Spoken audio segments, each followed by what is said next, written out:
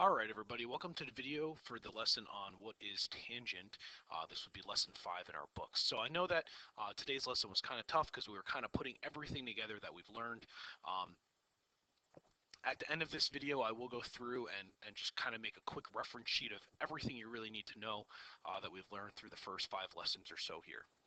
Okay.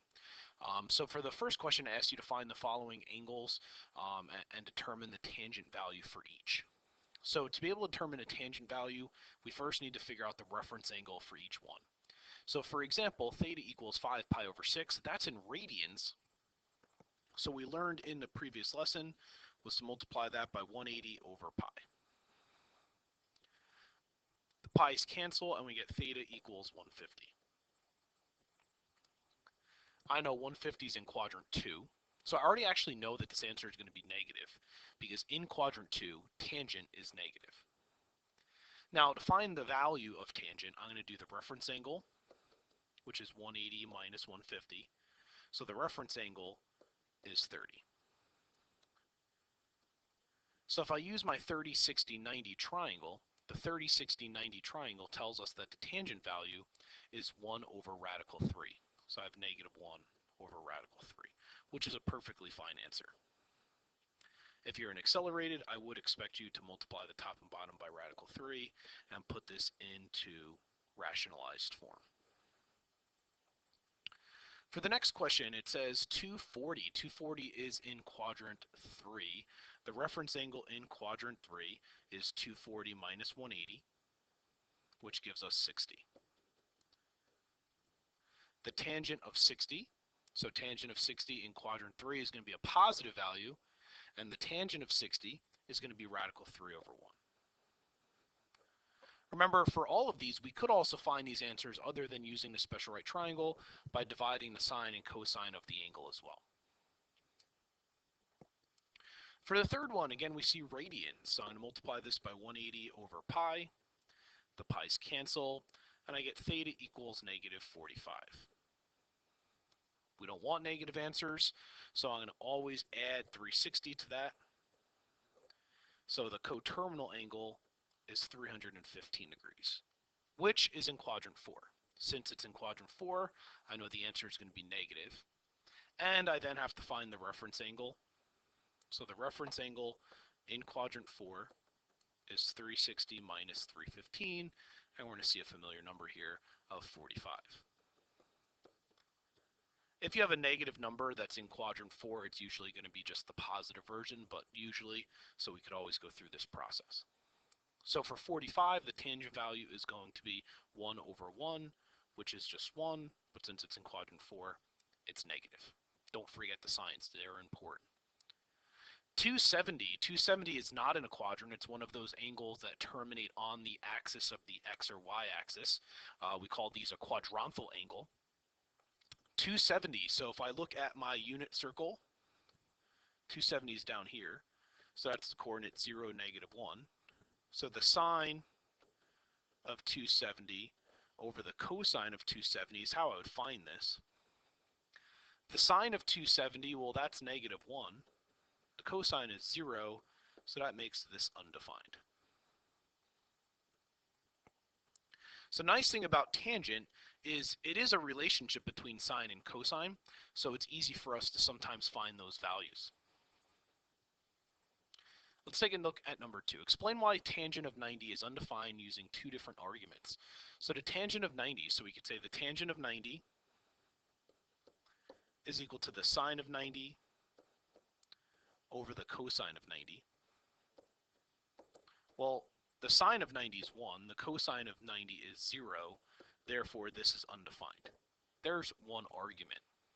The second argument, well, that's a little bit more challenging.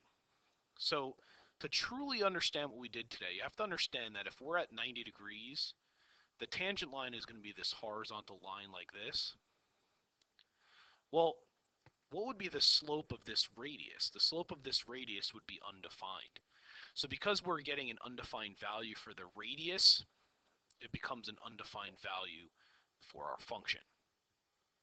If you're an accelerated, I totally expect you to understand that second part. If you're in my Regents class, this is all you need to know. If you got that, you are good. Number 3 gives us a sine value. I know sine is going to be opposite over hypotenuse. It tells us we're in quadrant 1. So let's draw a quadrant 1 triangle. This would be part of a bigger unit circle, but we don't really care too much. So the opposite side is 3. The hypotenuse is 5. Actually, it wouldn't even be the unit circle, just a random circle. And theta is down here. First thing I want to do is I want to find that missing side. So I can do 3 squared plus x squared equals 5 squared. If you're really good, you already know the answer is 4 because it's a Pythagorean triple. But if you're not that good, it's okay. I'll even do it for you. So if we do all of this, we get x squared equals 16, or x equals 4. Now, why is that important? Well, now I know all of my sides. So then I can find the tangent value. I can even find the cosine value if I wanted to. And even in tomorrow's lesson, we can find all these other values. So the tangent of theta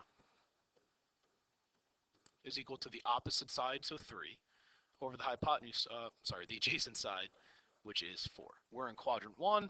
Everything's nice and positive there, so that's a positive value. Number 4, remember I got rid of the second part about slope for you non-accelerated kids. So it says, using the fact that tangent is sine over cosine, explain why tangent is negative in quadrant 2. Well, I know that sine of theta is positive in quadrant 2. I know cosine of theta is negative in quadrant 2. And I know a positive divided by a negative is a negative. So tangent in quadrant 2 is negative, because tangent is sine over cosine. That would be the easiest way to explain that. Now, the slope part, for those of you in accelerated, if you think about what the slope is telling us, so if I look at a triangle in quadrant 2, look at our circle, look at the hypotenuse, which is intersecting with the tangent line at this point. The hypotenuse is negative sloped, therefore it is a negative tangent value.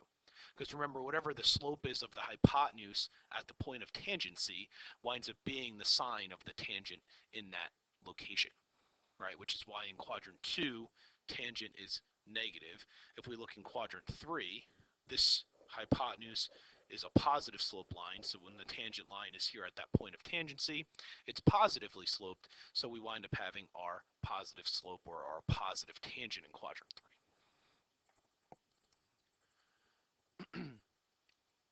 For the last one, it says explain why tangent of negative theta is equal to negative tangent of theta. Well, the tangent of negative theta, this is a quadrant 4 angle. I know that that is a negative tangent value. This is a negative quadrant 1 angle. So essentially what we're trying to figure out is, are these going to be reference angles of each other? And the answer is yes. So because this is a circular kind of function, I know that the reference angle in quadrant 4 is 360 minus theta. Since this is a negative answer, well, I don't want it to be negative, so I'm going to add 360 to it. And hey, look at that, these two things are the same. So we're winding up getting the same answer, meaning we have the same exact reference angle. The other way you could kind of portray this is, well, guess what? These two triangles are congruent to each other. They're the same exact triangle. They're just a reflection of each other. Therefore, we have the same ratio. So that means that point P and point Q are essentially going to have the same exact coordinates, just one of them is going to be negative, where the other one is going to be a positive value, which is why this is a negative here. If you didn't fully understand the last question, it's not a huge deal. Really, the main focus of today's lesson is to understand the relationship of tangent being sine over cosine. So really quickly, I'd like to just go through the things that you should know from this course so far, like as if you had a quick quiz coming up in the next day or two. So the first thing you should know are your 30, 60, 90 triangles.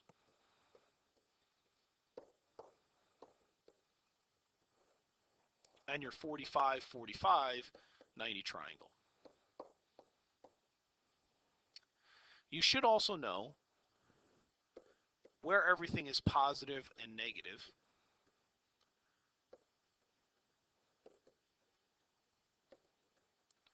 So A stands for all are positive, S stands for sine is positive, everything else is negative, T stands for tangent's positive, everything else is negative, and C stands for cosine is positive, everything else is negative. You should know how to find a reference angle. So each quadrant has a reference angle that can be found. If we're in quadrant 1, the reference angle is just itself. If we're in quadrant 2, the reference angle is 180 minus theta. If we're in quadrant 3, the reference angle is theta minus 180. And if we're in quadrant 4, the reference angle is 360 minus theta. And the last thing you should know is there are 4 special values that go around your circle. So at 0 degrees, I know this coordinate is 1, 0. At 90 degrees, I know this coordinate is 0, 1. I know at 180 degrees, this coordinate's negative 1, 0. And at 270 degrees, this coordinate is 0, negative 1. Now, why is that important? Well, any point on the unit circle is in the form of cosine, comma, sine. So I know the cosine and sine value for each of those, therefore I can find the tangent value for each of those, I can figure out where tangent's undefined, all of that stuff, right? Now, if I was to give you a question like, what's the sine of 180, you could totally type that in the calculator, unless your teacher's a crazy person and gives you a quick quiz where you're not allowed to use a calculator. But anywho, hopefully this video helps, and make sure you're watching these. I know you don't know that if you're not watching them, but make sure that you're telling your friends to watch them because they are super helpful, and hopefully this little review kind of helps you identify everything that you need to know so far. Good luck.